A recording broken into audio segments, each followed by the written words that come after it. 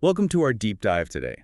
We're taking on a really interesting listener request, diving deep into consolation in Noli Me Tangere, going beyond the surface level. Oh, yeah. It always amazes me how even characters who aren't, front and center can reveal so much about the whole society. Right, like she's a puzzle piece, but Exactly. And Consolation, she's a great example. Even though she's not the main focus, she ties right into power, colonialism, and how identity worked in the Philippines under Spanish rule. and the material you sent, amazing. Historical stuff on those friar estates, literary analyses that go deep on Noli, and even glimpses of Filipino culture back in the 1500s. Talk about layers. It's a lot to unpack, for sure. One thing that really stands out to me is how Consolation embodies this, paradox. She's got power in a system that once treated her as less than. Yeah, and now she's the alferez's wife, a Spanish official.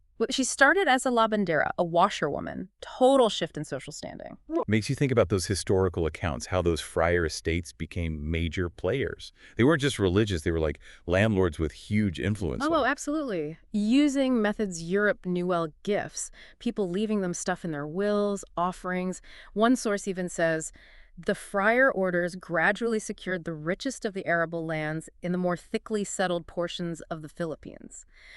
They amassed power, and Consolation is now connected to that power structure through her marriage. It adds this whole other layer to her longing for her past as a lavandera. There's this quote where she's haunted by the memory of her former self. Like she's trying to fill a hole the system created, but reaching for the wrong things. Exactly. It speaks to colonialism's psychological impact. She's internalized this idea that power and high status equal happiness, even though they're making her miserable. So the historical context, friar states, Spanish authority, it's all there behind Consolation's struggles. But how does this play out when she's interacting with other characters? Her treatment of Sisa really stuck with me. Sisa, yeah. She represents the suffering of the Filipino people under this system. She's driven to madness because she lost her sons, and then you have Consolation using her pain for amusement, forcing her to dance. It's a brutal scene. And the language. She says to Sisa, "Dance, you witch, dance or I'll have you whipped." Horrifying. Makes you ask, is this really consolation, or is this what colonialism has turned her into? A tough question. Resolve forces us to look at how complicated human nature can be in a system that dehumanizes people. On one hand, you see her wanting a simpler past. On the other, she's so detached from the suffering she causes. Like she's become like her oppressors. In a way, yeah. And it connects to something I found about how colonialism was often portrayed as this peaceful thing.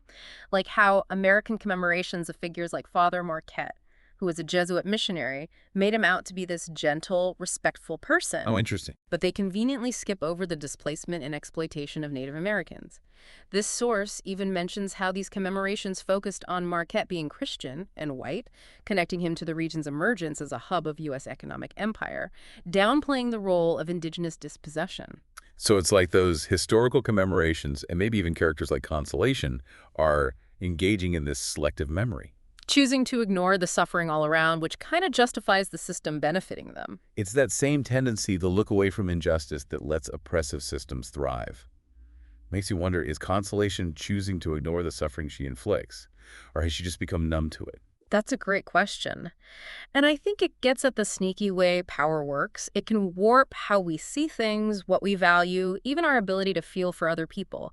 And that's what makes Consolation so interesting to study. She's not a one-dimensional villain. She's a product of these super complicated forces. And her story makes us ask tough questions about ourselves and the systems we're part of. It's fascinating how Consolation's internal struggles play out in her relationship with her husband, the alferez.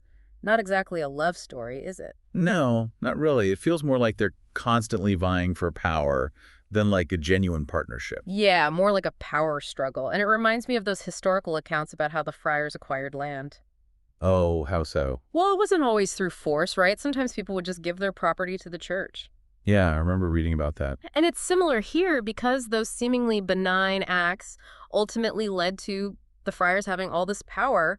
And Consolation's marriage, it's more about her securing her spot in the colonial hierarchy than finding a real connection. There's that quote where she's described as fearing her husband's anger.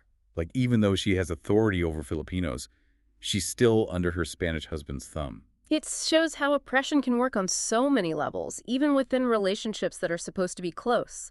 And it reinforces that idea of Consolation being trapped by the very system she's part of. She might have status and wealth, but she's still stuck in this web of power imbalances. And this idea of being trapped, it connects to how Rizal uses satire in Noli Me Tangere.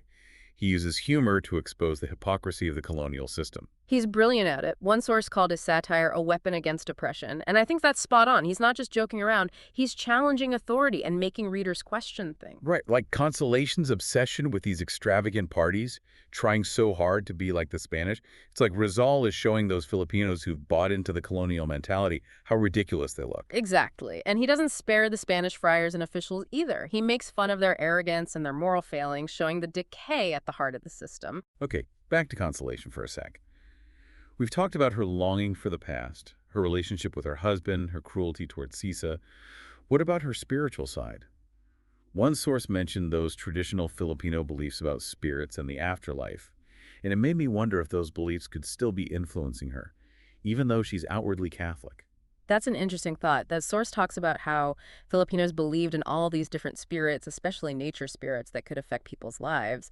So even with her Catholicism, maybe Consolation is still wrestling with these indigenous beliefs, especially given how turbulent her life is. Yeah, like there's this whole other level of spiritual stuff going on beneath the surface of the novel. Absolutely. And exploring that could give us a deeper understanding of her character. Mhm. Maybe her cruelty and her desire for power are her way of trying to control a world that feels unpredictable, full of these unseen forces. Like she's clinging to the structure of the church and the colonial hierarchy because it gives her a sense of order in a world that feels chaotic. Exactly. And that ties back to her longing for a simpler past. Maybe what she really wants is that feeling of spiritual connection that she feels she's lost. Wow, that's a deep insight. Makes you wonder if, under all that harshness and ambition, there's a part of her that's still connected to those traditional beliefs, searching for meaning in a world that colonialism has turned upside down. And speaking of traditional beliefs, one of the sources also talked about Filipino healing practices. They used herbs and rituals to cure illnesses. Right, they had a whole system for it. Yeah, and they viewed illness not just as a physical thing, but also as something that could be caused by spirits. So it was a very holistic approach to health. The source pointed out that Filipinos thought illness could be caused by spirits. Yes, and that makes you think about Consolation's cruelty towards Sisa in a different way. Maybe Consolation, influenced by these traditional beliefs, sees Sisa's madness not as a personal failing, but as a sign of spiritual imbalance. So instead of seeing Sisa as needing help, she sees her as something to be controlled. It's like she's trying to control something she doesn't understand, something she might even be afraid of. Sisa's madness represents a threat to the order that Consolation is trying to hold on to. This is making me see Consolation in a whole new light. She's not just a villain. She's a complex product of her time and place, shaped by colonialism and her Filipino heritage. She's stuck between two worlds, trying to balance her desires with her reality. That's exactly what makes her such a compelling character. She embodies those tensions and contradictions of a society in transition, trying to hold on to its identity while navigating a new social order. I'm realizing we can't really understand Consolation without understanding her world, the history, the culture, the beliefs that shaped her. And that's what makes a deep dive like this so valuable. We're not just analyzing a character. We're exploring a whole society dealing with huge changes. And I think one of the key takeaways is that Consolation's story is a story about how powerful culture is, how it shapes our beliefs, our values, and how we see the world. And as we head into the final part of our deep dive, I think it's important to remember that. Because Consolation's fate, as tragic as it is, teaches us a powerful lesson about what happens when we lose sight of our own humanity in the pursuit of power and acceptance. I'm still thinking about everything we've uncovered about Consolation. It's amazing how much depth Razel gave her. Right. She could have been just a minor character, but he made her so complex. Shows his skill as a writer. Sure. So, to wrap things up, I want to shift gears a bit. We've talked about her as a person, but what does her story tell us about the Philippines under Spanish rule? I think Consolation is like a window into that colonial society, all its complexities. Remember that quote, how she's a symbol of the moral bankruptcy of a society corrupted by colonial rule? Yeah, that one really stuck with me. It sums it up perfectly, right? She embodies that whole thing of internalizing the colonizer's values, desperately wanting to be something she's not. Like those historical sources we talked about, Filipinos forced to abandon their own traditions and embrace a foreign culture.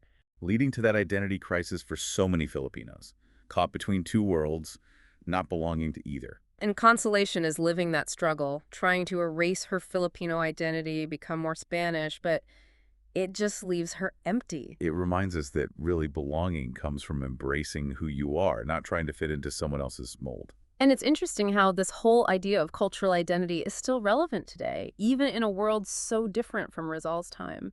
People are still figuring out how to balance their heritage with the pressures of fitting in, especially in a globalized world. Totally. Literature has this power to go beyond time and place, to talk about universal human experiences that connect with people across generations. That's why Noli Me Tangere is still so powerful today. Absolutely. So, bringing it back to Consolation, what do you think is the most important thing we learned from her story? For me, it's that power, when you want it just for the sake of having it, can corrupt you. Consolation wanting status, how cruel she is to others, especially Sisa. It shows what happens when you forget your own humanity. I agree. It's like Rizal is showing us the dark side of ambition, how it can twist your values and lead to bad things. And it's not just about one person being corrupt. It's about how oppressive systems encourage that kind of behavior. We see it in how Consolation treats Sisa. She sees Sisa's suffering as entertainment, a way to show she's in control. It's a scary example of how power imbalances can distort how we see things and make us ignore other people's pain. And that's a huge lesson from Noli Me Tangere. It's a call to be aware, to question systems that oppress people, and to work towards a world that's fairer, where everyone can thrive. And to remember that real power isn't about controlling others, it's about helping them rise up. Well said. Hmm. So as we wrap up, I want to leave our listeners with some food for thought.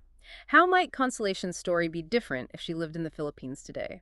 What choices would she make in a post-colonial world? And how can we, as individuals, work to dismantle those oppressive systems that still exist? Big questions, but important ones to think about. That's what literature does, right?